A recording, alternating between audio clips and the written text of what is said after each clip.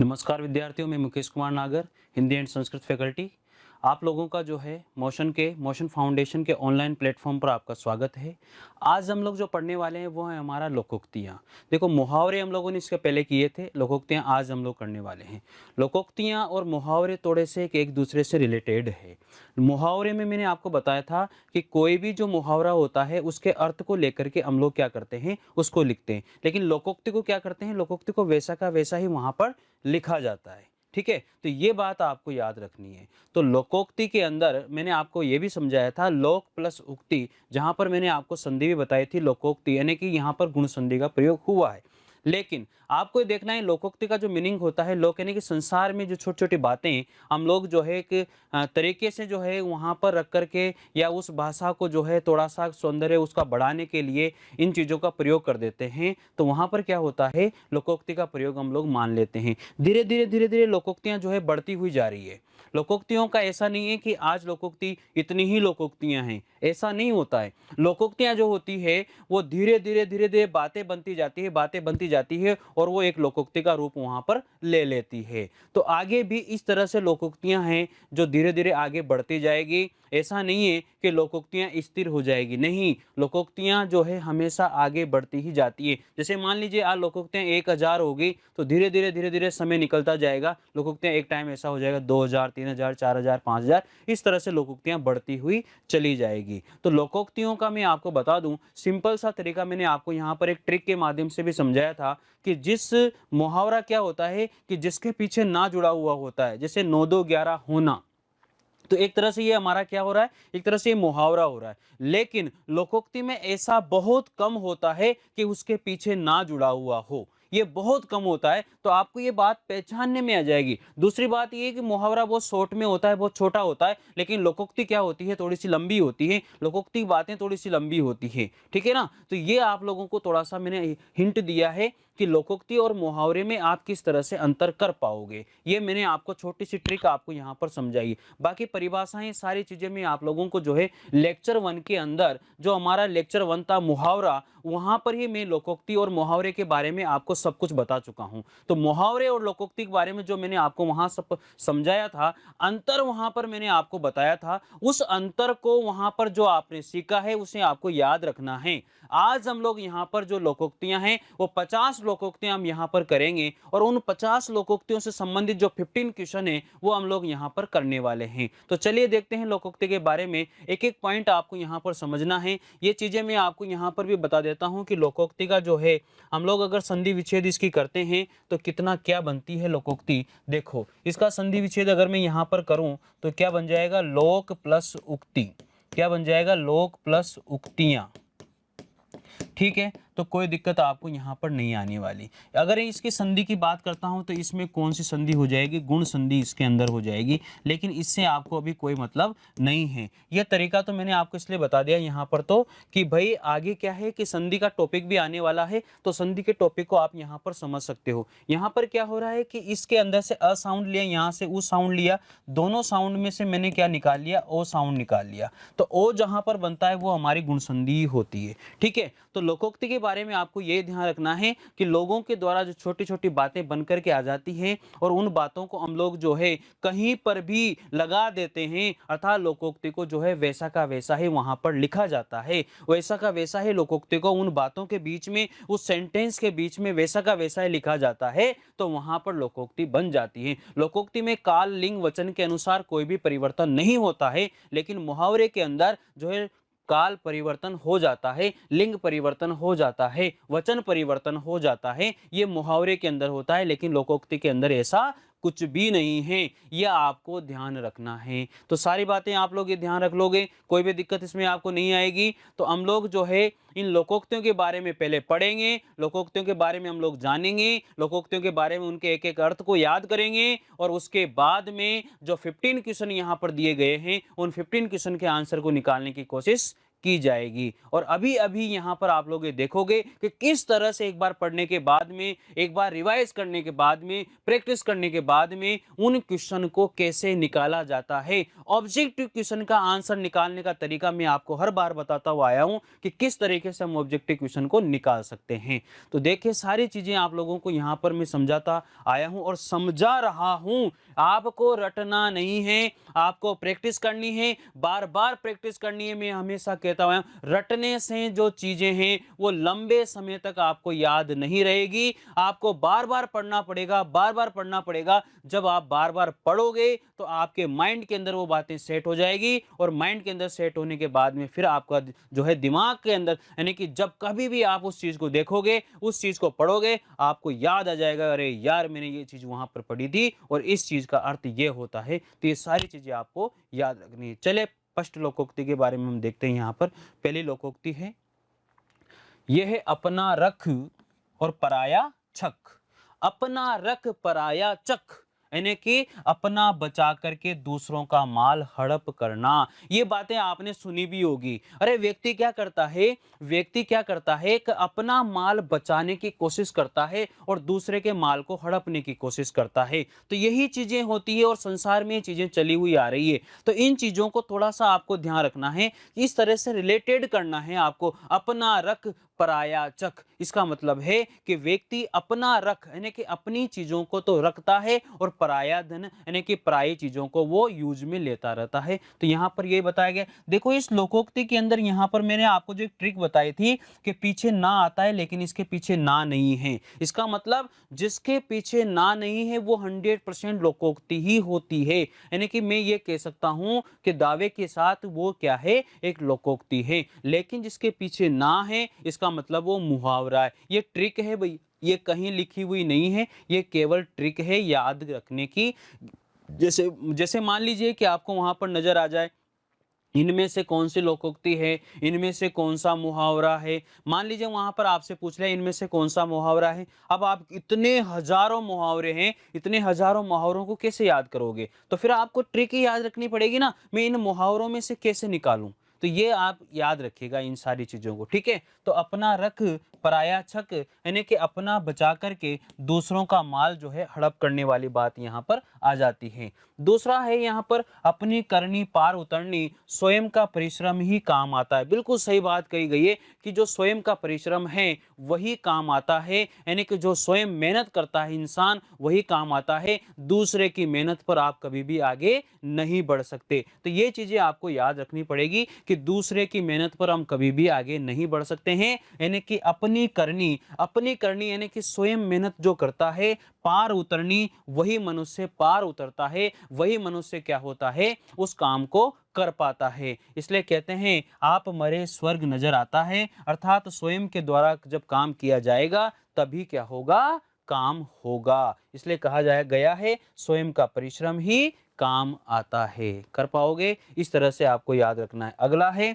अकेला चना भाड़ नहीं फोड़ सकता। ये लोकोक्ति तो आपने पढ़ी भी होगी, अकेला चना भाड़ नहीं फोड़ सकता, अर्थात अकेला व्यक्ति शक्तिहीन होता है, संगठन में शक्ति होती है। आपने देखा होगा एक व्यक्ति युद्ध लड़ने के लिए जाता है और एक सेना युद्ध लड़ने के जाती है, लेकिन एक व्यक्ति क्या है, वो युद्ध नहीं जीत पाता जो सेना कर पाती है। इसलिए संगठन में क्या मानी गई है, शक्ति मानी गई है। इसलिए कहा गया है अकेला चना भाड़ नहीं फोड़ सकता। इसका मीनिंग होता है अकेला व्यक्ति शक्तिहीन होता है, अकेला व्यक्ति उस कार्य को नहीं कर पाता है जो संगठन में व्यक्ति कर पाते हैं, उस कार्य को अकेला व्यक्ति नहीं कर पाता है। ये यहाँ पर बताया गया है। तो बार बार याद करनी इस चीजों को, इन बातों को। अगला है अधजल गगरी छलकत जाए, यानी कहने का मतलब ये है कि अधूरा जो जिसमें ज्ञान होता है वो बहाने बनाता जाता है, बहाने बनाता जाता है। इसलिए ये बातें ध्यान रखनी है कि अधजल गगरी यानी कि अधूरा ज्ञान जिसमें होता है, या अधूरा व्यक्ति जो होता है, जो कार्य अधूरा करता है, वो व्यक्ति हमेशा अपनी डींग हाँकता रहता है। यानी कि ओछा आदमी अधिक क्या होता है, इतराता है। यानी कि जो ओछा व्यक्ति होता है वो अधिक क्या होता है, इतराता है। ये बात आपको याद रखनी है। अधजल गगरी छलकत जाए, यानी कि अधूरा व्यक्ति या ओछा आदमी क्या होता है, अधिक क्या हो जाता है, इतरा देता है। अगला है अंधों में काना राजा, मूर्खों में कम ज्ञान वाला भी आदर पा जाता है। यानी कि बहुत सारे व्यक्ति बैठे हुए हैं, और बहुत सारे व्यक्ति बैठे हुए हैं और बहुत सारे व्यक्तियों में जो है एक ही महान विद्वान है, तो फिर वो एक विद्वान व्यक्ति ही क्या है, उन सारे लोगों में क्या है, क्या आदर सम्मान फिर उसका ज्यादा वहां पर बढ़ जाएगा। तो ये लोकोक्ति यही कहती है कि अंधों में काना राजा, यानी कि जहां पर एक व्यक्ति ही बुद्धिमान हो और सारे अनपढ़ हो, तो फिर तो वो पढ़ा लिखा व्यक्ति जो बुद्धिमान व्यक्ति है वही क्या है, उनका वही राजा है, वही उनका क्या है, आदर सत्कार उसका ज्यादा होगा। यानी कि इसलिए कहा जाता है अरे यार मोहन तो अंधों में क्या हो गया, काना राजा बन गया, अर्थात वो राजा के रूप में वहां पर स्थापित हो गया है। चलिए अगला देखते हैं, अंधे के हाथ बटेर लगना। अंधे के हाथ बटे लगना, बहुत अच्छी यहाँ पर लोकोक्ति दी गई है कि अयोग्य व्यक्ति को बिना परिश्रम संयोग से अच्छी वस्तु मिल जाना। यहाँ पर क्या हो जाएगा कि अंधे के हाथ बटेर लग जाना। अरे बटेर एक पक्षी का नाम होता है, एक अंधा व्यक्ति होता है और उसके पक्षी कैसे पकड़ में आ जाएगा यार। तो यही बात कही गई है, अंधे के हाथ बटेर लगना, अर्थात जो अयोग्य व्यक्ति है, अयोग्य व्यक्ति था लेकिन वो ऑब्जेक्टिव प्रश्न थे और उसने तुक्के लगाए और उसको वो पास हो जाता है और नौकरी लग जाता है। तो यहाँ पर भी यही बात है कि अयोग्य व्यक्ति था और बिना परिश्रम के, बिना सहयोग के ही उसे अच्छी वस्तु मिल गई, अर्थात उसे अच्छी नौकरी मिल गई, लेकिन वो क्या था, अयोग्य था। इसलिए कहा गया है कि अंधे के हाथ क्या लग गई, बटेर लग गई, अर्थात अयोग्य व्यक्ति को योग्य वस्तु का मिल जाना, अयोग्य व्यक्ति को बिना परिश्रम के ही अच्छी वस्तु प्राप्त हो जाना, ये यहाँ पर कहा गया है। अगला यहाँ पर जो आता है वो आप यहाँ पर देखें कि अंधा पीसे कुत्ता खाए। ये कितनी अच्छी है कि अंधा व्यक्ति जो पीसता है उसका कुत्ता खाता है। कहने का मतलब ये है कि उसका उपयोग जो है कोई भी कर सकता है, अंधे व्यक्ति को दिखाई तो देता ही नहीं है। तो ये बात यहाँ पर कही गई है, यानी कि मूर्खों की मेहनत का लाभ जो है अन्य उठाते हैं। यहाँ पर ये बात ध्यान देने वाली है कि अंधा पीसे कुत्ता खाए, अर्थात मूर्खों की मेहनत का लाभ जो है अन्य व्यक्ति क्या करते हैं, उठा लेते हैं। इसलिए ये लोकोक्ति यहाँ पर सटीक बैठती है कि जो व्यक्ति काम नहीं करता है, जो व्यक्ति कार्य नहीं करता है और वो काम करने लग जाता है लेकिन उसमें माइंड नहीं है, उसमें दिमाग नहीं है, तो उसकी मेहनत का फल दूसरा व्यक्ति लेकर के चला जाता है। इसलिए यहाँ पर कहा गया है अंधा पीसे कुत्ता खाए, अर्थात मूर्खों की मेहनत का लाभ दूसरे व्यक्ति क्या कर लेते हैं, उठा लेते हैं। अब पछताए होत क्या जब चिड़िया चुग गई खेत। ये तो आपने सुनी भी होगी, अब पछताए होत क्या जब चिड़िया चुग गई खेत, अर्थात अवसर निकल जाने पर पछताने से कोई फायदा नहीं है। जिस तरह से आप लोग मेहनत करते हो लेकिन उसका फल आपको समय पर नहीं मिल पाता, तो यही चीजें यहाँ पर काम आती है। तो इसलिए कहा जाता है कि समय रहते हुए मेहनत कर लेनी चाहिए। अंतिम समय यानी कि जब एग्जाम आता है उस समय आप मेहनत करने के लिए बैठ जाते हो और फिर कहते हो कि अरे यार मेरा तो सिलेक्शन हुआ ही नहीं, अरे यार मेरे तो इतने मार्क्स आए ही नहीं। तो यही बात है, ये बातें याद रखिए और ये लोकोक्ति जो है आपके ऊपर सटीक बैठती है अगर आप ऐसा करते हो। कैसा कि अब पछताए होत क्या जब जब चिड़िया चुग गई खेत। तो यहाँ पर यह ध्यान रखना कि अवसर निकल जाने पर कोई भी लाभ नहीं होता। जब अवसर आपके हाथ में होता है तो उस अवसर का लाभ उठाने के लिए आपको समय पर कार्य करना होगा। समय पर कार्य करने की कोशिश करें और समय पर कार्य करोगे तो आपको निश्चित रूप से सफलता आपको प्राप्त होगी। अगली लोकोक्ति कहती है अंधे के हाँ आगे रोवे और अपना भी नेना खोवे। यानी कि अंधे के आगे रोना, वही बात है भैंस के आगे बीन बजाने वाली बात है। अगर भैंस के आगे आप बीन बजाते जाओगे लेकिन भैंस को कोई भी फर्क नहीं पड़ेगा, उसी तरह से अंधे व्यक्ति के आगे रोने से अंधे व्यक्ति को कोई भी फर्क नहीं पड़ेगा, क्योंकि अंधा व्यक्ति क्या आपको देखेगा कि आप क्या कर रहे हो, क्या नहीं कर रहे हो, कितने परेशान हो, कैसे हो, वो कुछ नहीं कर सकता। इसलिए कहा गया है निर्धय व्यक्ति या अयोग्य व्यक्ति से सहानुभूति की अपेक्षा करना क्या है, व्यर्थ है। इसलिए अंधे के आगे रोवे और अपना भी नेना खोवे, अर्थात जो व्यक्ति समझदार नहीं है, जो व्यक्ति कुछ भी नहीं कर सकता, जो व्यक्ति निर्दयी है, ऐसे व्यक्ति के सामने कभी भी अपनी बातों को नहीं बताना चाहिए, कभी भी उसके सामने गिड़गिड़ाना नहीं चाहिए। तो ये लोकोक्ति यहाँ पर यही कहती है तो अंधे के आगे रोवे और अपने नेना खोवे, अर्थात निर्दयी व्यक्ति या अयोग्य व्यक्ति से सहानुभूति की अपेक्षा कभी भी नहीं करनी चाहिए। ठीक है, आगे देखो, अपनी गली में कुत्ता भी शेर होता है। ये तो घर घर में ये तो लोकोक्ति बोली जाती है, अपनी गली में कुत्ता भी शेर होता है। बच्चे भी बोल देते हैं अपनी गली में कुत्ता भी शेर होता है, आ मेरी गली में दिखाता हूँ तुझे। ये सारी बातें होती रहती है और ये तो बहुत ही फेमस है। ये लोकोक्ति ये तो इतनी फेमस है, इसके तो कोई हद ही नहीं है। तो अपनी गली में कुत्ता भी शेर होता है, यानी कि अपने क्षेत्र में कमजोर व्यक्ति भी क्या है, बलवान बन जाता है। यानी कि अपना जो फील्ड है उसमें कोई भी व्यक्ति बलवान बन सकता है, चाहे वो उस बलवान व्यक्ति से वो हार जाए, लेकिन वहां तो वो अपना दबदबा बताने की कोशिश करता ही करता है कि भैया तू आके दिखा, मैं अभी देखता हूं तुझे। ये सारी बातें वहां पर कब होती हैं, अर्थात वो जब उसके स्थान पर होता है, जब वो अपनी गली में होता है, तो फिर देखो फिर उसके रंग रूप तो वो भयंकर तरीके से वहां पर गुस्से में आ जाता है, भयंकर तरीके से उनको दहाड़ता है, भले से वो हार जाए, लेकिन बस नहीं, मुझे तो ये करना है भैया, और उसके बाद में फिर वो पिट जाता है। लेकिन वहां पर तो उसे हारना है, इसलिए वो यही कहता है कि अपने गली में तो कुत्ता भी क्या है, शेर की तरह दहाड़ता है। तो यही लोकोक्ति कहती है कि व्यक्ति जो है अपने घर में तो क्या है, बलवान होता है। इसलिए कहा गया है कि अपने क्षेत्र में कमजोर व्यक्ति भी क्या बन जाता है,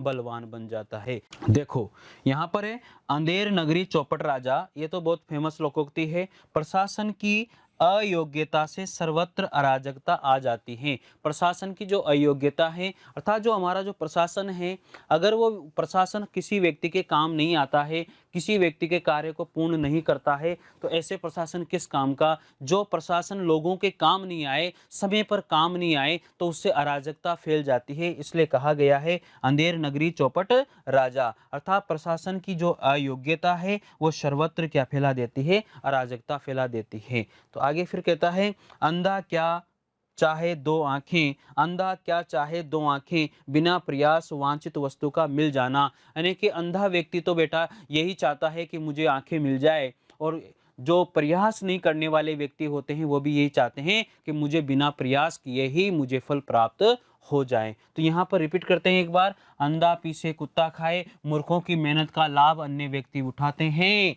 अब पछताए होत क्या जब चिड़िया चुग गई खेत, अवसर निकल जाने के बाद में पछताने से कोई भी लाभ नहीं है। अंधे के आगे रोवे अपना भी खोवे, अर्थात निर्दयी व्यक्ति के आगे अयोग्य व्यक्ति की अपेक्षा करना क्या है, व्यर्थ है। अपनी गली में कुत्ता भी शेर होता है, अपने क्षेत्र में कमजोर व्यक्ति भी क्या बन जाता है, बलवान बन जाता है। अंधेर नगरी चौपट राजा, अर्थात प्रशासन की अयोग्यता सर्वत्र क्या फैला देती है, अराजकता फैला देती है। अंधा क्या चाहे दो आंखें, बिना प्रयास वांछित वस्तु का मिल जाना, बिना प्रयास के ही वांछित वस्तु प्राप्त हो जाना। तो यही कहा गया है कि अंधा व्यक्ति क्या चाहता है, अंधा व्यक्ति चाहता है कि भैया मुझे दो आंखें मिल जाए, और जो प्रयास नहीं करने वाले व्यक्ति क्या चाहते हैं, मुझे बिना प्रयास के ही वांछित वस्तु प्राप्त हो जाए। तो आगे देखते हैं और भी लोकोक्तियां इसमें हैं। देखो अगली लोकोक्ति है, अक्कल बड़ी या भैंस। ये तो सभी बोलते आए, इतनी फेमस है भैया, इतनी फेमस लोकोक्ति है, इसकी तो कोई हद नहीं है। ये तो आप समझ गए होंगे, अक्कल बड़ी के भैंस, अक्कल बड़ी के भैंस। सारे कहेंगे, सारे क्या कहेंगे, सर बड़ी भी तो भैंस ही होती है, लेकिन भैंस में अक्ल होती है क्या, नहीं होती। जहां पर अक्ल की बात आ जाती है वहां पर भैंस का नाम आता ही आता है, क्योंकि भैंस जब रोड पे चलती रहती है तो आपने देखा होगा वो कभी भी कितनी भी हॉर्न बजाइए, लेकिन वो हटेगी नहीं, वो उसको जब हटना होगा तभी हटेगी। तो इसलिए कहा गया है अक्ल बड़ी या भैंस, अर्थात शारीरिक बल से बुद्धि बल क्या हो जाता है, श्रेष्ठ माना जाता है। शारीरिक बल है, आप बहुत ताकतवर हो शरीर से, लेकिन अगर आप में बुद्धि नहीं है तो फिर आपका जो बल है वो किसी भी काम का नहीं है। तो ये कहा गया है कि जो शारीरिक बल होता है उससे जो बुद्धि बल होता है वो क्या होता है, श्रेष्ठ होता है, ये यहाँ पर माना गया है।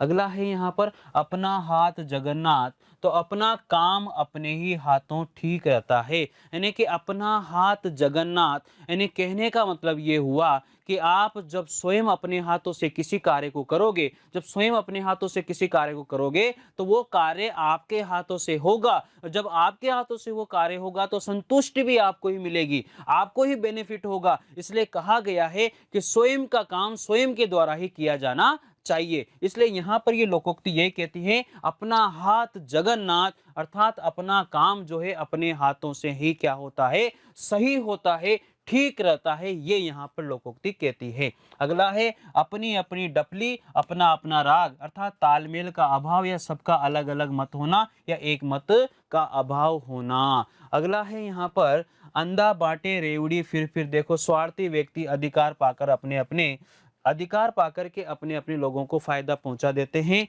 अंधा बांटे रेवड़ी अपनी अपनों को दे, अर्थात स्वार्थी व्यक्ति जो है अधिकार पाकर अपने लोगों की सहायता करते हैं। ये बिल्कुल सही बात है। जो स्वार्थी व्यक्ति होते हैं, अगर उन स्वार्थी व्यक्तियों को अधिकार दे दिया जाता है, तो वहां पर क्या होता है, फिर वो अपने ही लोगों को क्या कर देता है, अपने लोगों को फायदा पहुंचाने की कोशिश करता है। इसलिए ये बात आप लोगों को याद रखनी है कि जहां जहां पर भी जो स्वार्थी व्यक्ति बैठे हुए हैं, अगर उनको थोड़ा सा भी चांस मिलता है, थोड़ा सा भी उनको मौका मिलता है, तो वो व्यक्ति क्या करते हैं, लोगों की सहायता करते हैं। किसकी किसकी सहायता करते हैं, अपने ही लोगों की सहायता करते हैं। दूसरे व्यक्ति की सहायता कभी भी नहीं करेंगे, क्योंकि वो स्वार्थ वाले हैं। अपने घर वालों की वो सहायता करेंगे, दूसरे की कभी भी वो सहायता नहीं करेंगे। अगला यहाँ पर अगली लोकोक्ति आती है, अंत भला तो सब भला, ऐसा कहा जाता है फर्स्ट एंड लास्ट। तो यही लोकोक्ति हमें ये सिखाती है कि भैया लास्ट भी अगर आपने अच्छा कर लिया तो भी आपको फायदा हो जाएगा। इसलिए फर्स्ट और लास्ट जो है वो अच्छा होना चाहिए। ये लोकोक्ति हमें ये सिखाती है। अंत भला तो सब भला, कार्य का जो अंतिम चरण होता है वो बहुत महत्वपूर्ण होता है। और कार्य के अंतिम चरण में मैं आपको यहाँ पर एक बात से समझाता हूँ। जैसे आपका एग्जाम आने वाला होता है, आप पूरे साल भर तक पढ़ते हो, पूरे साल भर तक आप अच्छी तरह मेहनत करते हो, लेकिन अंतिम समय में आप क्या करते हो, अंतिम समय में जब आप और मेहनत कर लेते हो, अर्थात आप जब लास्ट के दिन बहुत भयंकर तरीके से पढ़ाई करते हो, तो वो मेहनत आपकी क्या है, पूरे साल भर की मेहनत का निचोड़ बन के वहां पर आपको हमेशा सहायता देती है। तो यही चीज यहाँ पर बताई गई है कि अंत भला तो सब भला, अर्थात अंतिम समय पे आपको पूरी मेहनत कर लेनी चाहिए। तो अगली लोकोक्ति है यहाँ पर, आ बेल मुझे मार, मुसीबत लेने वाली बात है ये। तो मान लीजिए कि आप किसी कार्य को करने के लिए जा रहे हो, आप जा रहे हो और जाते जाते आपने क्या, वहां पर जबरदस्ती तरीके से आप उससे लड़ने लग गए। जिसके पास आप काम लेने के लिए गए हो, जिसके पास आप कार्य के लिए गए हो, और आप वहां पर भड़क गए उसके ऊपर। तो आपने क्या किया, आप एक तो वहां पर अपने कार्य के लिए गए हो और वो जबरदस्ती आपने क्या कर लिया, वहां पर उसके ऊपर भड़क रहे हो। तो इसका मतलब आपने तो वहां पर मुसीबत मोल ले ली। तो इसलिए कहा गया है कि आ बेल मुझे मार, अर्थात जानबूझ करके आपने क्या ले ली, वहां पर मुसीबत को मोल ले लिया है। तो ये चीजें आपको नहीं करनी है। तो ये देखो, मैं इतनी सारी बातें आपको एक एक लोकोक्ति के बीच में क्यों बता रहा हूं, इतनी सारी बातें इसलिए बता रहा हूं कि जब भी आप इनको रिवाइज करें, जब भी आप इनको पढ़ोगे, प्रैक्टिस करोगे, तो ये मेरी बातें आप लोगों को वहां पर याद आएगी। जब याद आएगी तो फिर आपको ये लोकोक्ति का अर्थ भी समझ में आ जाएगा। लोकोक्ति के अर्थ को आप लोग जानोगे, लोकोक्ति के अर्थ को कभी भूलोगे ही नहीं आप लोग। तो ठीक है, तो याद रखना, आप बेल मुझे मार, अर्थात जानबूझ करके आपने क्या ले ली है, यहाँ पर मुसीबत मोल ले ली है। ऐसा आपको करना ही नहीं है। अगला है आपका, आम के आम गुठलियों के दाम। अरे भैया, आपने तो आम के आम भी और गुठलियों के दाम भी आपने ले लिए, अर्थात आम और गुठलियां यानी कि दोहरा लाभ आपने क्या कर लिया है, प्राप्त कर लिया है। हर प्रकार का लाभ, एक काम दो लाभ, अर्थात दोहरा लाभ आपने यहाँ पर क्या किया है, प्राप्त किया है। तो ये बातें आपको याद रखनी है, हमेशा याद रखनी है कि आम के आम और गुठलियों के दाम भी प्राप्त करने हैं। कहीं भी कुछ भी हो जाए कि मैं इस बात पर निचोड़ निकाल के रहूंगा, तो यही कहा गया है, आम के आम गुठलियों के दाम, अर्थात दोहरा लाभ प्राप्त करना। कर लोगे, कोई दिक्कत नहीं है इसमें। वेरी गुड, बहुत बढ़िया। आंख का अंधा नाम नैन सुख, गुणों के विपरीत नाम। कितनी अच्छी लोकोक्ति है यार। आंख का तो वो क्या है, अंधा है, और नाम है नैन सुख। एक बात बताओ, जिसकी आंखों से अंधा है उसको आंखों से सुख मिल सकता है क्या? नाम नैन सुख, नयन का मतलब क्या होता है, आंखें, और सुख यानी कि नयन सुख, आंखों से सुख उसे प्राप्त हो रहा है, ऐसा हो नहीं सकता कभी भी। इसलिए यहां पर नाम के विपरीत, यहां पर गुणों के विपरीत उसका क्या है, नाम माना गया है। आंख का अंधा और नाम नैन सुख, इसका मतलब गुणों के विपरीत उसका नाम क्या है, गुणों के विपरीत उसका नाम माना गया है। चलिए अगला है यहाँ पर, तो एक बार मैं इसको रिवाइज कर देता हूं आपको जल्दी जल्दी से। अक्ल बड़ी की भैंस, शारीरिक बल से बुद्धि बल क्या होता है? श्रेष्ठ होता है। अक्ल बड़ी की भैंस, शारीरिक बल से बुद्धि बल क्या होता है? श्रेष्ठ होता है। मैं बार बार रिवाइज इसलिए करा रहा हूं कि आपको याद हो जाए। अपना हाथ जगन्नाथ, अपना काम अपने हाथों से ठीक रहता है। अपना हाथ जगन्नाथ, अपना काम जो है अपने हाथों से ही क्या होता है? ठीक होता है। अगला है अपनी अपनी डफली, अपना अपना राग। तालमेल का अभाव, सबका अलग अलग मत होना, अर्थात एक मत का वहां पर क्या हो जाना? अभाव हो जाना। अंधा बांटे रेवड़ी फिर अपनों को दे, अर्थात स्वार्थी व्यक्ति जो होते हैं, अगर उनको अधिकार प्राप्त हो जाता है तो अपने लोगों की वो क्या करते हैं? सहायता करते हैं। अपना अंत भला तो सब भला, अर्थात कार्य का जो अंतिम चरण ही है जो महत्वपूर्ण होता है। अगला है आ बेल मुझे मार, अर्थात जानबूझ करके मुसीबत में फंस जाना। आ बेल मुझे मार, जानबूझ करके मुसीबत में फंस जाना। आम के आम गुठलियों के दाम, हर प्रकार का लाभ या फिर एक काम से दो लाभ ले लेना। अर्थात आंख का अंधा नाम नेन सुख, गुणों के विपरीत नाम होना। आंख का अंधा नाम नेन सुख, गुणों के विपरीत नाम होना। तो इस तरह से आप लोगों को बार बार इसकी प्रैक्टिस करनी है। बार बार प्रैक्टिस करोगे, बार बार पढ़ोगे तो कोई भी दिक्कत आपको नहीं आएगी। अर्थात आपको सारी की सारी लोकोक्तियां जो है अच्छे से याद हो जाएगी। इसमें आपको घबराने की कोई बात नहीं है। चलिए देखते हैं अगले लोकोक्ति की ओर। अगली लोकोक्ति है यहाँ पर आगे कुआ पीछे काई। बहुत फेमस लोकोक्ति है, बहुत ही फेमस लोकोक्ति है। आगे कुआ पीछे खाए। क्या करूं भैया, दोनों साइड पे मेरे तो मुसीबत है, दोनों साइड पे मेरे मुसीबत है। यही है दोनों, अर्थात सब और मेरे क्या है? विपत्ति में फंस जाना। दोनों साइड पर मेरे क्या है? मुसीबत है। सब ओर से क्या है? मुसीबत में फंस जाने वाली बात यहाँ पर ये लोकोक्ति कर रही है। दोनों की बात कर रही है और सब ओर की बात कर रही है, लेकिन बात है किसकी? विपत्ति की। बात है किसकी?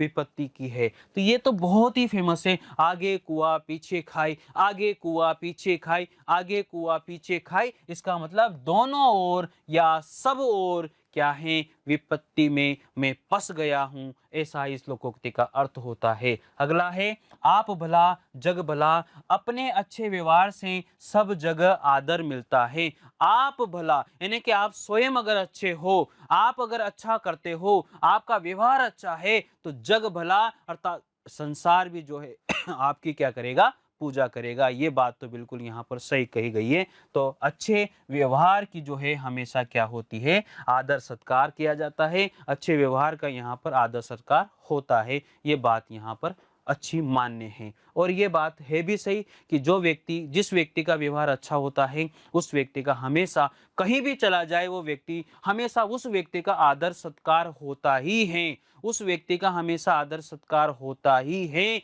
ये चाहे वो व्यक्ति कहीं भी चला जाए, कहीं पर भी चला जाए, होता ही होता है उसका आदर सत्कार। किससे होता है? उसके व्यवहार से होता है।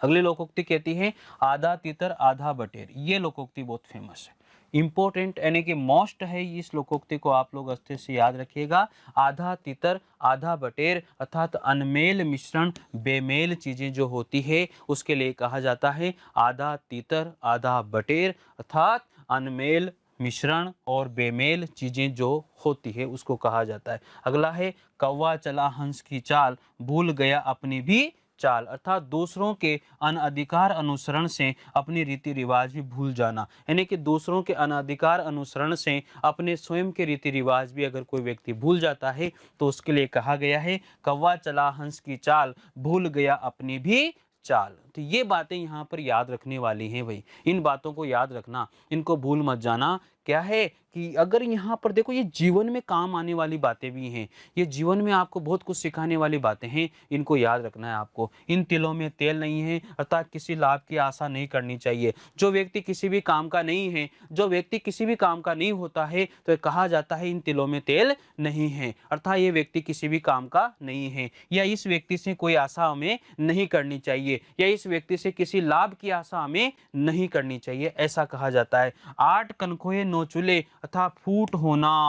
8 कनकोए 9 चूल्हे अथा उसका क्या हो जाना, फूट हो जाना। उल्टा चोर कोतवाल को डांटे, ये तो आपने बहुत पढ़ी है। इस लोकोक्ति के बारे में तो क्या कहूँ, हजार बार लोग बाग इसको कह देते हैं। आपने देखा होगा किसी भी चीज को पढ़ने के पीछे यानी कि जो लोग होते हैं वो इस चीज को बोल देते हैं, उल्टा चोर का कोतवाल को डांटे, यानी कि अपना अपराध न मानना और पूछने वाले को ही दोषी ठहरा देना, ऐसा वहां पर होता है। अगला है उल्टे भांस बरेली को विपरीत कार्य या आचरण करना, विपरीत कार्य करना या आचरण करना, ये भी लोकोक्ति आपके लिए मोस्ट इंपोर्टेंट है। एक बार इनको फिर से रिवाइज करते हैं। आगे कुआ पीछे खाई, दोनों ओर या सब ओर विपत्ति में फंस जाना, आप भला तो जग भला, अपने अच्छे व्यवहार से सब जगह आदर मिलता है, आधा तीतर आधा बटेर, अनमेल मिश्रण या बेमेल चीजें होती हैं, कौवा चला हंस की चाल, दूसरों के अनधिकार अनुसरण से ही रीति रिवाज को क्या है, भूल जाना, इन तिलों में तेल नहीं है, अर्थात किसी की लाभ की आशा नहीं होना, 8 कनकोए 9 चूल्हे अथा उनमें क्या पड़ गई, फूट पड़ गई है, उल्टा चोर कोतवाल को डांटे, अपना अपराध न मानना और पूछने वाले को ही दोषी ठहरा देना, उल्टा चोर कोतवाल को डांटे, अपना अपराध न मानना और पूछने वाले को ही दोषी ठहरा देना, उल्टे बांस बरेली को विपरीत कार्य या आचरण करना। कर लोगे, इसमें कोई दिक्कत नहीं है। तो ये सारी चीजें हैं जो आपको याद करनी है भाई, ठीक है। बार बार प्रैक्टिस करोगे तो ये सारी चीजें आपको आ जाएगी, इसमें कोई दिक्कत वाली बात नहीं है। चलो देखते हैं अब आगे। हमारी जो लोकोक्ति है वो है अगली 29 वाली लोकोक्ति है। 29 वाली लोकोक्ति से देखते हैं 29 वाली लोकोक्ति कौन सी है। बहुत अच्छी लोकोक्ति है। उधो का न लेना न माधो का देना, उधो का न लेना माधो का न देना, अर्थात किसी से कोई मतलब न रखना, अर्थात सबसे ही क्या हो जाना, अलग हो जाना। यानी कि उधो का न लेना न माधो का देना, किसी से कोई मतलब नहीं रखना, सबसे ही क्या हो जाना, अलग हो जाना। उधो का न लेना न मादो का देना, किसी से कोई मतलब नहीं रखना, अर्थात सबसे क्या हो जाना, अलग हो जाना। अगली लोकोक्ति है ऊंची दुकान फीका पकवान, अर्थात वास्तविकता से अधिक दिखावा या दिखावा ही दिखावा करना। ऊंची दुकान फीका पकवान कहते हैं ना, ऊंची दुकान फीका पकवान, वही बात है ये सारी की सारी। इसलिए इसको तो आप लोग हमेशा याद भी, आपको पहले से भी याद है, इसको तो जरूरत भी नहीं है वैसे याद करने की। अगला है ऊंट के मुंह में जीरा। अरे बहुत कम वस्तु होती है ना, इसे कहा जाता है ऊंट के मुंह में, यानी कि आटे में नमक वाली बात वाली है ये। तो ऊंट के मुंह में जीरा, इसलिए आवश्यकता की नगण्य पूर्ति हो जाना। आवश्यकता ज्यादा थी लेकिन वहां पर बहुत ही कम है, नगण्य पूर्ति है, वहां पर वस्तु कम हमें प्राप्त हुई है। ठीक है। अगला है उखली में सिर दिया तो मूसल से क्या डरना। अरे जब उस कार्य को हम करने लग ही गए हैं, अब कोई सी भी मुसीबत आए, जब उस कार्य को हम करने लग ही चुके हैं, अब कोई सी भी मुसीबत आए लेकिन हमें उससे घबराना नहीं चाहिए। ये बात यहाँ पर सटीक होती है। जब दृढ़ निश्चय कर लिया तो फिर बाधाओं से क्या घबराना। जब हमने दृढ़ निश्चय कर लिया तो फिर हमें बाधाओं से कभी भी नहीं घबराना चाहिए। जब हमने सोच लिया, जब हमने एडमिशन ले ही लिया है, तो चाहे कोई सी भी समस्या आए, कोई सी भी बाधा आए, मुझे संघर्ष करना है और मुझे सफलता प्राप्त करनी है, चाहे कुछ भी हो जाए। तो ये लोकोक्ति आपको यही कहती है कि उखली में सिर दिया तो मूसल से डरना नहीं चाहिए। अर्थात तुमने दृढ़ निश्चय अगर कर लिया है तो बाधाओं से तुम्हें कभी घबराना नहीं चाहिए। अगला है यहाँ पर ऊंट किस करवट बैठता है। ऊंट का पता नहीं है, ऊंट का कभी पता होता नहीं है कि ऊंट किस करवट बैठेगा। तो यही बात है, परिणाम अनिश्चितता होना। अगर परिणाम में आपकी अनिश्चितता है, जब परिणाम में अनिश्चितता होती है तो ये पता लग जाता है कि ऊंट किस करवट बैठेगा। तो ये बातें हैं जो सारी की सारी आपको याद रखनी है। यहाँ पर ध्यान देने वाली चीजें हैं, एक पंथ दो काज, अर्थात एक काम से दोहरा लाभ या एक तरकीब से दो कार्य करने वाली बातें हैं। ठीक है। तो ये बातें आपको याद रखनी है। तो चलिए देखिए, ऊंट के किस करवट बैठता है साहब, ये तो बात बिल्कुल सही है कि परिणाम में क्या हो जाती है, अनिश्चितता हो जाती है। अब ऊंट का पता नहीं होता, इसलिए यही कहा जाता है कि ऊंट किस करवट बैठता है, अर्थात परिणाम में मुझे अनिश्चितता है, मुझे पता नहीं है कि भैया मेरा रिजल्ट कैसा आएगा, इसलिए वो यही कहता है कि ऊंट किस करवट बैठेगा। ठीक है। तो एक पंथ दो काज वाली बात हम लोग कर रहे थे, एक काम से दोहरा लाभ या एक तरकीब से दोहरा कार्य करने वाली बात हमने यहाँ पर की थी। एक अनार 100 बीमार वाली बात है। अरे एक वस्तु यानी कि वस्तु का कम है और उसको चाहने वाले व्यक्ति बहुत ज्यादा होते हैं। तो वस्तु का कम होना, उस वस्तु का कम होना और उसको चाहने वाले व्यक्ति ज्यादा होना, इसलिए कहा जाता है एक अनार 100 बीमार। वस्तु का कम होना, वस्तु का कम होना और उसको चाहने वाले ज्यादा होना, इसलिए कहा जाता है एक अनार 100 बीमार। अगला यहाँ पर देखें, एक मछली सारा तालाब क्या है, गंदा कर देती है। ये बिल्कुल अच्छी बात है। और एक ही बुराई से साथी भी क्या हो जाते हैं, बदनाम हो जाते हैं। मान लीजिए कि एक व्यक्ति है और वो व्यक्ति क्या है कि बहुत ही बदतमीज है, अर्थात वो व्यक्ति जो है समझदार नहीं है और हमेशा गलत सलत कार्य करता है, और उस व्यक्ति के कारण जो है पूरे जितने भी व्यक्ति उसके साथ रहने वाले हैं वो व्यक्ति भी क्या हो जाते हैं, बदनाम हो जाते हैं। इसलिए कहा जाता है कि हमेशा दोस्त बनाओ, अच्छे दोस्त बनाओ और अच्छा व्यवहार वाला दोस्त आपका दोस्त होना चाहिए। अगला है यहाँ पर, एक म्यान में 2 तलवारें नहीं समा सकती, 2 प्रशासक एक ही जगह पर एक साथ शासन नहीं कर सकते। आपने देखा होगा, अगर मान लीजिए कि 2 पार्टियां हैं और दोनों पार्टियों की सरकार बना दी जाए, क्या दोनों पार्टियां वहां पर शासन कर सकती है? नहीं कर सकती। इसलिए कहा जाता है कि जो एक म्यान होती है जिसके अंदर तलवार को रखा जाता है, उस तलवार वाले जिसके अंदर रखा जाता है उसको कहते हैं म्यान। उसको क्या कहते हैं? उसको कहते हैं म्यान। तो एक म्यान के अंदर 2 तलवार कभी भी नहीं आ सकती है। उसको इतना छोटा बना दिया जाता है कि बस केवल एक ही तलवार उसके अंदर जाती है, एक ही तलवार उसके अंदर रहती है। इसलिए कहा गया है कि एक म्यान के अंदर 2 तलवारें नहीं रह सकती, अर्थात जो सिमिलर हैं, 2 व्यक्तियों में एक जैसी समानता है, वो एक जगह पर एक पोस्ट पर कभी भी नहीं रह सकते। अगर रहेंगे तो उनमें अनबन होगी, और अनबन होगी तो कंपनी का भी क्या हो जाएगा, नुकसान हो जाएगा। तो इसलिए एक जैसी पोस्ट पर एक जैसे व्यक्ति कभी भी नहीं हो सकते। इसलिए कहा गया है एक म्यान में 2 तलवारें कभी भी एक साथ नहीं आ सकती हैं।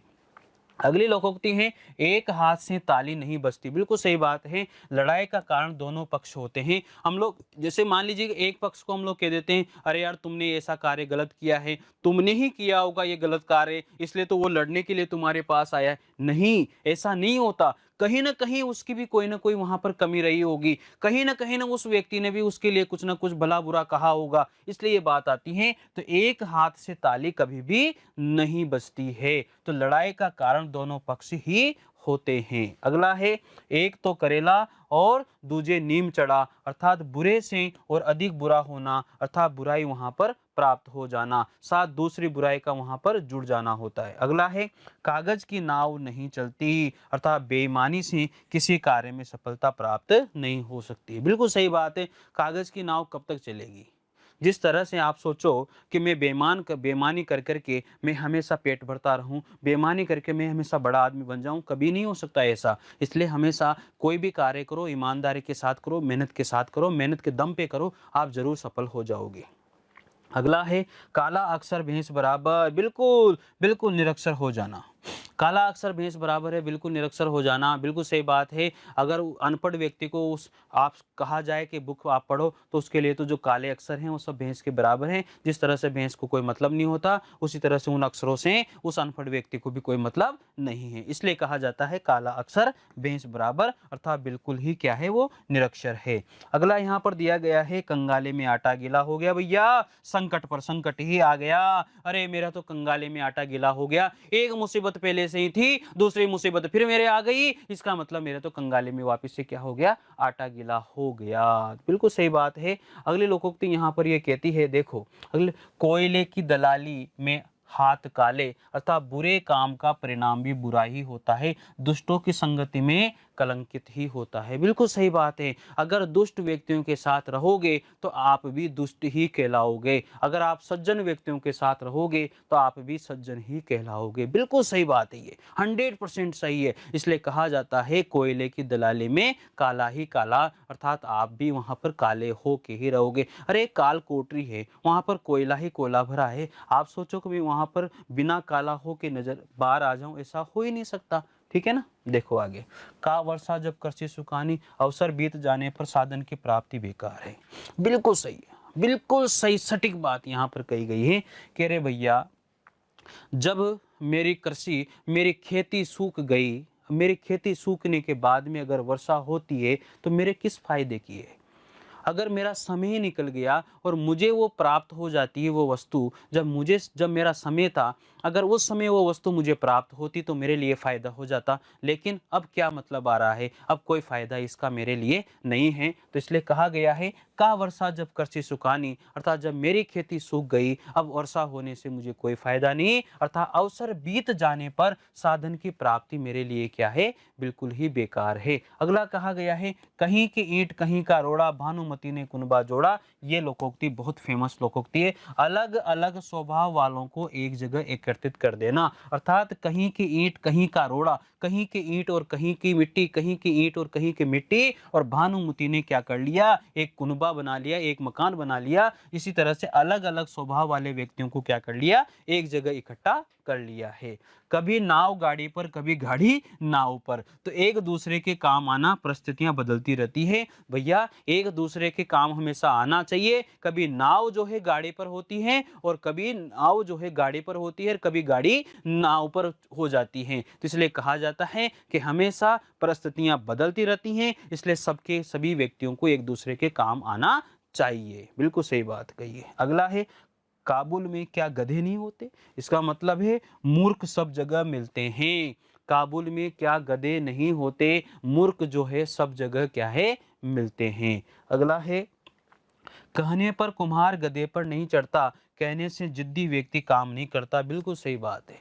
अगला है को नृप हो हमें का हानि, अपने काम से मतलब रखना। कोई भी राजा हो, हमें उससे कोई मतलब नहीं है, हमें तो अपना काम करना है और आगे बढ़ना है। कोई भी हो कोई भी नहीं हो, हमें गरजते बादल बरसते नहीं हैं। जो गरजने वाले बादल होते हैं, जो भयंकर गरजने वाले बादल होते हैं, ऐसा कहा जाता है कि वो उतनी तेज गति से वो बरसते नहीं हैं। अतः कहने वाले अतः शोर मचाने वाले जो है कुछ करते नहीं हैं। बहुत सारे व्यक्ति ऐसे हैं कि शोर बहुत मचाते हैं, ऐसा वैसा, ये कर लो वो कर लो, लेकिन वो ऐसा करते नहीं है। केवल अपने धाक जमाने की वहां पर कोशिश करते हैं, अपने कार्य को जताने की कोशिश करते हैं, लेकिन उतना वो करते नहीं है, बस जताने की कोशिश करते हैं। तो ये लोकोक्ति यहाँ पर यही कहती है। तो ये 50 लोकोक्तियां हमने यहाँ पर करी है और इन 50 लोकोक्तियों के बेस पे हम यहाँ पर 15 क्वेश्चन देखेंगे। तो पहला क्वेश्चन यहाँ पर किस तरह से आता है वो आपको देखना है। अभ्यास प्रश्न है, मन चंगा तो कटौती में गंगा, लोकोक्ति का सही अर्थ क्या है।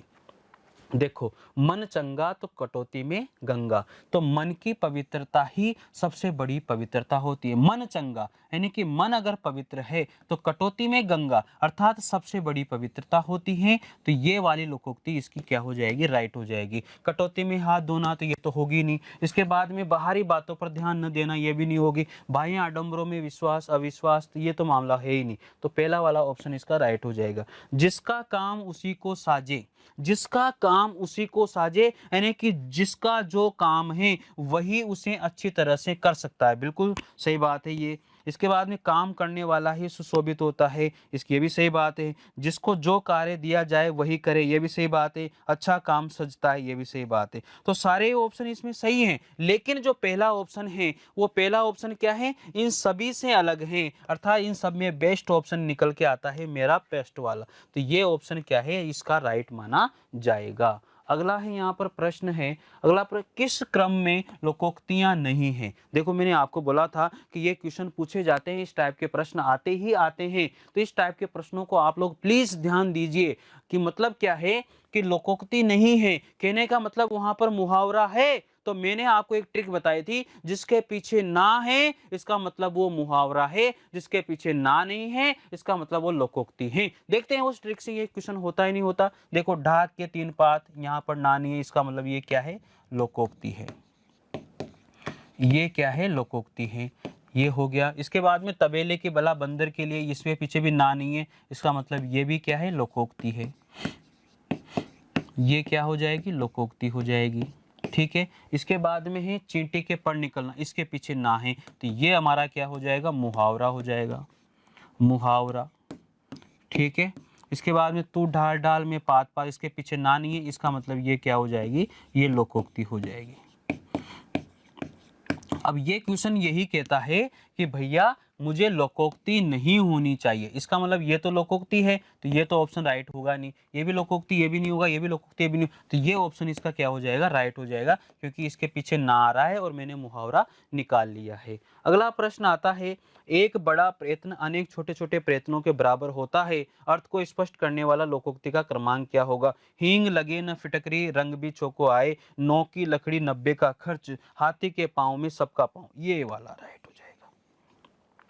एक बड़ा प्रयत्न यानी कि हाथी का पाँव, एक बड़ा प्रयत्न हाथी का पाँव छोटे छोटे प्रयत्नों के बराबर होता है, अर्थात वो सबका पाँव उसमें क्या आ जाता है, आ जाता है। तो एक बड़ा प्रयत्न यानी कि हाथी का पाँव में सबके पाँव चले जाते हैं। तो एक बहुत बड़ा प्रयत्न करो, सारे प्रयत्न आपके अपने आप पूरे हो जाएंगे। अगला है, अंधे के हाथ बटेर लगना। बहुत सिंपल है, बिना मेहनत के ही उपलब्धि हो जाना। अंधे के हाथ बटेर लगना हमने पढ़ा भी था। अयोग्य व्यक्ति को योग्य वस्तु मिल जाना, अर्थात बिना मेहनत के ही उसे उपलब्धि प्राप्त हो जाना, ये बिल्कुल राइट। अगला है यहाँ पर, इन तिलों में तेल नहीं, लोकोक्ति का अर्थ क्या है। इन तिलों में तेल नहीं, लोकोक्ति का अर्थ क्या है। देखो, तिलों से तेल नहीं निकलना, ये तो है ही नहीं मामला। किसी प्रकार के लाभ की संभावना नहीं होना, बिल्कुल सही है। तिलों में तेल की आशा न करना, ये तो मामला बैठता ही नहीं। निराशा हाथ लगना, ये भी नहीं।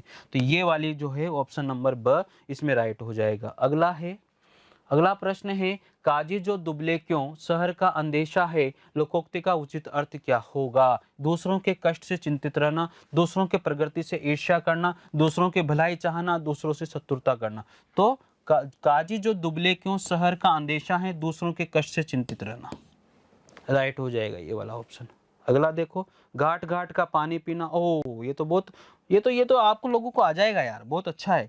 घाट घाट का पानी पीना, बहुत प्यासा होना नहीं हो सकता, बहुत अनुभवी होना। घाट घाट का पानी पी रखा है मैंने, मुझे बहुत अभ्यास है, मैं बहुत अनुभवी हूँ। कहते हैं ना, घाट घाट का पानी पी रखा है मैंने, मुझे बहुत अभ्यास है, मैं बहुत अनुभवी हूँ, मैं बहुत जानता हूँ, मैं बहुत घुमा हुआ फिरा हुआ हूँ। तो कहते हैं ना, घाट घाट का पानी पीना, बहुत अनुभवी होना, बहुत अभ्यास वाला होना। अगला यहाँ पर होता है, चमड़ी जाए पर दमड़ी नहीं जाए। कितनी अच्छी लोकोक्ति है, ये तो आपने पढ़ी भी होगी। अत्यंत कमजोर होना, मामला गलत है। छल कपट करना नहीं, अत्यंत कंजूस होना, अत्यंत कंजूस होना। चमड़ी जाए पर दमड़ी नहीं जाएगी, मैं अत्यंत क्या है, कंजूस है। चमड़ी जाएगी पर दमड़ी नहीं जाएगी, वो बहुत ही कंजूस है। आगे कुआ पीछे खाए, पढ़ा था हम लोगों ने, आगे कुआ पीछे खाए, दोनों ओर मुसीबत होना, चारों ओर मुसीबत होना। अनिर्णय की स्थिति नहीं, दोनों ओर संकट है, ये भी बात है। चारों ओर कठिनाई है, ये भी बात है। आगे बड़ा पीछे छोटा, ये भी बात है। तो अब बात क्या है, इन दोनों में अटक जाती है, इन दोनों में अटक जाती है। जब एक जैसे ऑप्शन आते हैं तो आपको ये दोनों ओर संकट वाला ऑप्शन ही राइट लगाना होगा। अगला देखते हैं यहाँ पर, उतर गई लोई तो क्या करेगा कोई, यानी कि बेशर्म होना, प्राप्ति का आवश्यकता से बहुत कम होना, लज्जा रहित व्यक्ति का और अधिक बेशर्म हो जाना, लज्जा रहित व्यक्ति का अधिक बेशर्म हो जाना। अर्थात उतर गई लोई, जब बेशर्म हो गया तो अब उसका कोई कुछ बिगाड़ ही नहीं सकता, उसका कोई कुछ कर ही नहीं सकता। इसका मतलब लज्जा रहित व्यक्ति का क्या हो जाना, बेशर्म हो जाना। ये थर्ड ऑप्शन इसका क्या हो जाएगा, राइट हो जाएगा। अगला है क्वेश्चन, कौन सा मुहावरा नहीं है। देखो, ये अब लोकोक्तियां ढूंढनी है। लाल पीला होना मुहावरा है, ना आ रहा है। सब्ज बाग दिखाना, ना आ रहा है। हरा ही हरा सूझना, ये भी ना आ रहा है। पीला मुंह कर, ये लोकोक्ति है। तो इसका मतलब यही क्या हो जाएगा, ऑप्शन राइट हो जाएगा। अगला क्वेश्चन आता है यहाँ पर, इस वाक्य में किस लोकोक्ति का प्रयोग होगा। तीर्थों के पंडे पुजारी प्राय ऐसे यजमानों की खोज में रहते हैं। आंख के अंधे गांठ के पूरे, मान न मान में तेरा मेहमान। गंगा गए गंगादास, जमुना गए जमुनादास, आपका आज महाराज। अंधे, आंख के अंधे गांठ के पूरे, ये वाली लोकोक्ति यहाँ पर आ जाएगी। अगला प्रश्न है, एक अनार 100 बीमार, ये तो आप लोगों ने पढ़ा भी होगा। एक अनार 100 बीमार, इस लोकोक्ति में ये एक क्या है, यह एक क्या है, यह एक क्या है। ये क्वेश्चन हमसे यही पूछता है कि यह एक क्या है, यह एक क्या है। ठीक है, देखो तो क्या है भैया, ये एक अनार 100 बीमार, तो ये क्या है, इसके पीछे ना नहीं है, तो ये लोकोक्ति है। अगला प्रश्न यहाँ पर आता है, अगला प्रश्न कहता है, हमेशा आनंद का अनुभव करना, हमेशा आनंद का अनुभव करना, सदा दिवाली संत ही, 12 मासा बसंत ही, सदा दिवाली संत ही, 12 मासा बसंत ही, हमेशा आनंद का ही अनुभव करते रहना। अगला प्रश्न आता है, अपनी पगड़ी अपने हाथ। अब स्वयं की इज्जत स्वयं के हाथ में है, अपनी पगड़ी अपने हाथ में है, अर्थात स्वयं की इज्जत स्वयं के हाथ में है। देखो, अपना सम्मान बचाना अपने हाथ में होता है। तो फर्स्ट ऑप्शन इसका क्या हो जाएगा, राइट हो जाएगा। लास्ट प्रश्न है यहाँ पर इसका, सिर फिर जाना, सिर फिर जाना, चक्कर आ जाना हो ही नहीं सकता, अहंकार होना, पीछे मुड़कर देखने लगना, सर दर्द होना नहीं हो सकता, पीछे मुड़कर देखना नहीं हो सकता। तो यहाँ पर सेकंड ऑप्शन क्या है, राइट माना जाएगा। तो ये रहे हमारे जो है 50 लोकोक्तियां हमने यहाँ पर करी है और उनसे संबंधित हम लोगों ने यहाँ पर 15 क्वेश्चन हमने पूरे यहाँ पर किए हैं। तो इन 15 क्वेश्चन को अगर आप बार बार प्रैक्टिस करोगे तो फिर आप लोगों के लिए बेनिफिट होगा। तो 15 क्वेश्चन यहाँ पर पूरे होते हैं और इन 15 क्वेश्चन को करने के बाद में आपके लिए ये 15 क्वेश्चन एक गृह कार्य का कार्य करेगा, एक होमवर्क का कार्य करेगा। आप इन 15 क्वेश्चन को अपनी नोटबुक में लिखें और पहले लोकोक्तियों को पढ़ें। लोकोक्तियों को पढ़ने के बाद में इन 15 क्वेश्चन को रिवाइज करें। बार बार रिवाइज करोगे तो लोकोक्तियों के बारे में आप लोग समझ जाओगे। बार बार लोकोक्तियों को रिवाइज करोगे, बार बार लोकोक्तियों को पढ़ोगे, बार बार उनकी प्रैक्टिस करोगे तो इन लोकोक्तियों से बाहर एक भी क्वेश्चन आपका जाने वाला नहीं है। अगर पेपर में वो मुहावरे लोकोक्ति से संबंधित प्रश्न पूछता है, मुहावरे से संबंधित प्रश्न तो पूछेगा ही पूछेगा 100%। आपके 5 क्वेश्चन मुहावरे से संबंधित आएंगे, उनमें से 4 प्रश्न आपको करने ही होंगे, करने ही होंगे। इस बात का आपको ध्यान रखना है। तो हमारी लोकोक्तियों का जो टॉपिक है वो यहीं समाप्त होता है और आज के लिए ये जो लेक्चर है वो भी यहीं समाप्त होता है। सभी को बहुत बहुत धन्यवाद।